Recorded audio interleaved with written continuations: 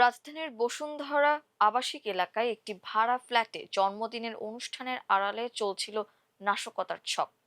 15 August ঘিরে ঢাকার বিভিন্ন পয়েন্টে অগ্নিকাণ্ড ও নাশকতামূলক কর্মকাণ্ডের পরিকল্পনা এবং সেটি বাস্তবায়নে নিষিদ্ধ ঘোষিত আওয়ামী লীগ ও সহযোগী সংগঠনের নেতাকর্মীরা ওই বাড়িতে গোপন বৈঠকে মিলিত হন।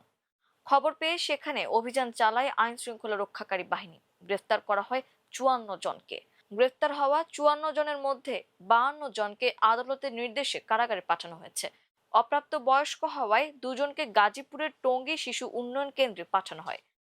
গোপনে বৈঠকের অন্যতম মূল হোতা ও মাস্টার মাইন্ড ছিলেন যুব মহিলা লীগের নেত্রী মেহজাবিন আক্তার মালা এবং তার স্বামী রূপগঞ্জ উপজেলা ছাত্রলীগের সাবেক নেতা মোতালেব হোসেন। দুজনই রূপগঞ্জ উপজেলা ছাত্রলীগের সাবেক নেতা। মোতালেবের দ্বিতীয় স্ত্রী মালা। এর আগে আরেকটি বিয়ে করেন মোতালেব।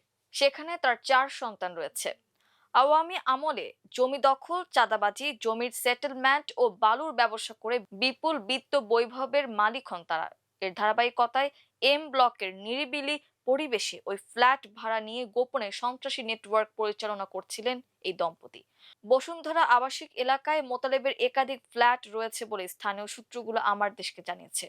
বসুন্ধরা এম ব্লকের 28 নম্বর সড়কের 2173 নম্বর ভবনের দ্বিতীয় তলার একটি ফ্ল্যাটে বৃহস্পতিবার গভীর রাতে এই অভিযান চালানো হয়।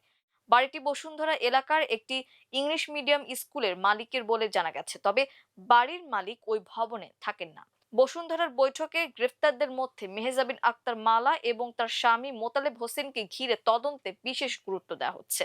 তদন্ত সংশ্লিষ্ট সূত্রের দাবি, তারা ফ্ল্যাটটি ব্যবহার করে গোপনে দলীয় তৎপরতা চালাচ্ছিলেন। বসুন্ধরার ঘটনাটি কোনো বিচ্ছিন্ন ঘটনা নয় বলে মনে করছে আইন শৃঙ্খলা রক্ষাকারী বাহিনী। চলতি আগস্টে রাজধানীর বিভিন্ন এলাকায় নিষিদ্ধ আওয়ামী লীগ ও সহযোগী সংগঠনের কর্মী সমর্থকদের বিরুদ্ধে ধারাবাহিক অভিযান পরিচালিত হয়েছে। 15 আগস্টকে কেন্দ্র করে রাজধানী জুড়ে আইন শৃঙ্খলা রক্ষাকারী বাহিনী পরিচালিত বিশেষ অভিযানে 31 জুলাই থেকে 13 আগস্ট পর্যন্ত 91 জন গ্রেফতার হয়েছেন। 11 আগস্ট বনানীতে মিছিলের প্রস্তুতির সময় 4 জনকে গ্রেফতারের কথা জানিয়েছে পুলিশ।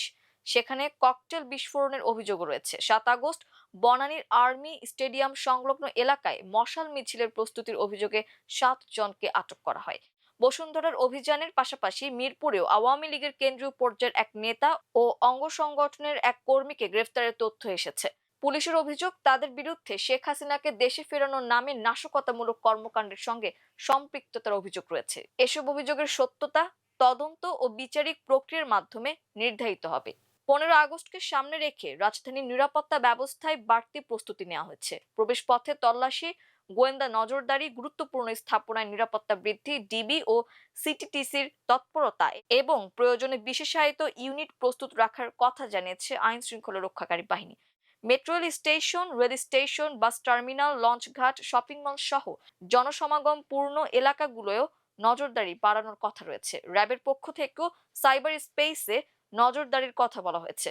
সামাজিক যোগাযোগ মাধ্যমে গুজব, উস্কানিমূলক পোস্ট কিংবা বিভ্রান্তিকর তথ্য ব্যবহার করে যাতে উত্তেজনা ছড়ানো না যায় সেদিকেও নজর রাখা হচ্ছে। বসুন্ধরার ফ্ল্যাটে অভিযান শেষ হলেও তদন্ত শেষ হয়নি, বরং এখান থেকে পাওয়া তথ্যের ভিত্তিতে আরো কোথাও যোগাযোগ বা প্রস্তুতি রয়েছে কিনা সেটি এখন পুলিশের কাছে গুরুত্বপূর্ণ। সূত্র বলছে, বসুন্ধরার ওই ফ্ল্যাটে জন্মদিনের আয়োজন বলে যে জমায়েতের কথা বলা হয়েছিল সেটি শেষ পর্যন্ত পুলিশের অভিযানে পরিণত হয় 54 জনের গ্রেফতারে।